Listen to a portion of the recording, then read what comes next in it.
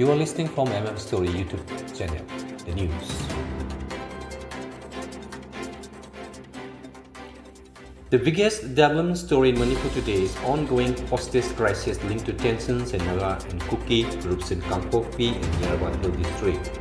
Security forces have carried out combing operation to rescue abducted villagers, including church leaders and civilians. More than 200 trucks were reportedly stranded due to an economic blockade on National Highway 2. Community organizations and church leaders are appealing for peace and release of hostages on humanitarian ground. Chief Minister Yumnam Kemchan Singh said police and CRPF teams are conducting rescue operations and urged communities to avoid violence. Leaders from the Liang Mai Naga Council and Liang Mai Naga Women Union met the Chief Ministers, demanding immediate release of 6 abducted men, including a pastor. The delegation warned the situation could worsen if the missing people are not rescued soon. Baptist and church organizations from both communities have launched peace efforts to reduce tensions and encourage dialogue. Religious leaders are trying to mediate between Naga and Kuki groups. Let Yumnam Jatra Singh will receive the Padma Shri Award posthumously on May 25th for contribution to Manipuri cultural heritage and Nata Sankirtana. The Board of Secondary Education BSEM has already declared the ICLC TET result for 2026. Over 35 students appear for the examination this year. The ethnic conflict in Manipur, which began in 2023, continues to affect several districts with periodic violence, displacement, and security operations.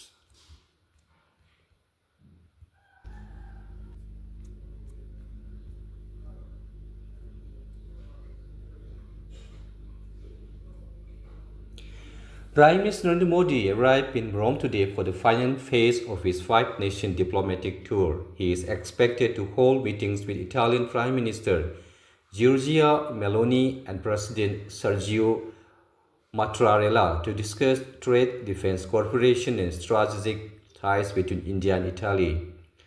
Petrol and diesel prices have been raised by around 90 paise per litre, marking the second hike within a week. The increase has triggered political protests in several states, with opposition parties accusing the central government of burdening common people and amid rising inflation. The LA's NEET-UG 2026 paper leaks case continues to intensify. The CBI has reportedly questioned officials connected with the National Testing Agency (NTA) and recorded a statement from staff members as part of the ongoing investigation. Students and parents across the country are demanding transparency and stricter examination security measures. The Supreme Court of India issued strong observation regarding increasing threat of attack in different cities.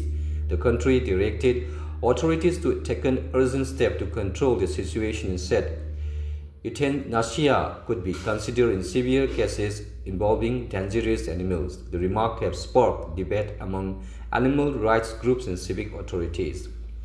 India's Defense Research and Development Organization (DRDO) successfully tested the ULPGM V3 missile system today.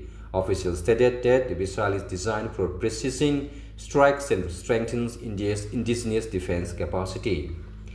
India has received temporary relief after the United States extended its waiver on central Russian oil-related sanctions for another 30 days.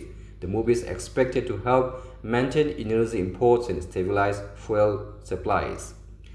Punjab, Haryana, Delhi, and nearby northern states are experiencing severe heat wave conditions. Weather agencies have issued orange alert as the temperature in some areas are nearly 47 degrees Celsius. Health officers have advised people to avoid direct sunlight during afternoon hours and stay hydrated. India's stock market ended lower today after late selling pressures on heavyweight shares like HDFC Bank and Reliance Industries. Investors remain cautious due to the weakening rupee and global economic uncertainty. From World News.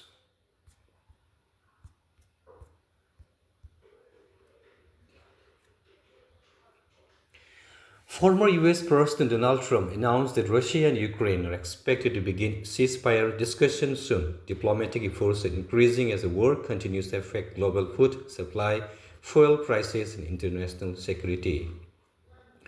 Tension in the Middle East remained high after report that the United States was close to launching new strike on Iran before temporarily stepped back.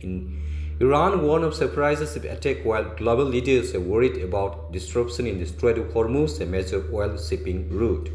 Israeli airstrikes in southern Lebanon reportedly killed at least 19 people, including children, according to regional officials. The attacks have increased fears of wider conflict in the Middle East.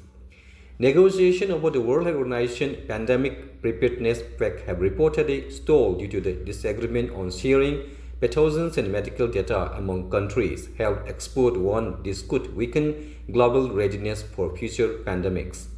The United Kingdom is facing economic difficulties due to rising energy prices and global instability linked to the Iran conflict. Unemployment has risen to 5%.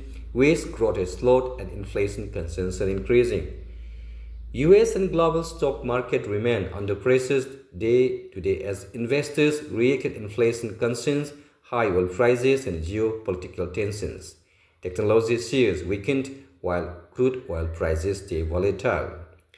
An Ebola outbreak in parts of Africa has reportedly claimed more than 100 lives, raising international health concerns. Global health agencies are monitoring the situation closely to prevent wider spread. The G4 nations, India, Germany, Japan, and Brazil, renew call for reforms of United Nations Security Council. They demanded equal responsibilities and power for any permanent members added in future reforms.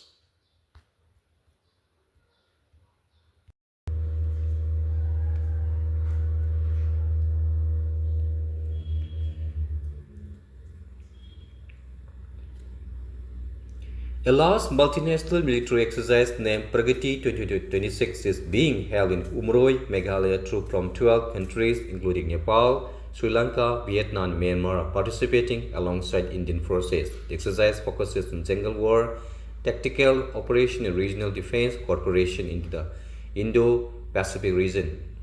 Fresh tensions have developed in the disputed Lafangep area along with Assam and Meghalaya border after peace talks between representatives of both states failed to reach a state settlement. Local authorities are monitoring the situation closely to prevent violence. President Draupadi Murmu praised artisans from Northeast India, calling them a living heritage of the nation. She highlighted the importance of preserving traditional crafts and indigenous culture from the region. The Indian Meteorological Department IMDA has warned of heavy rainfall across Assam, Meghalaya, Arunachal Pradesh, Nagaland, Manipur, Mizoram, and Sikkim in the coming days. Authorities have advised people in landslide-prone areas to remain alert.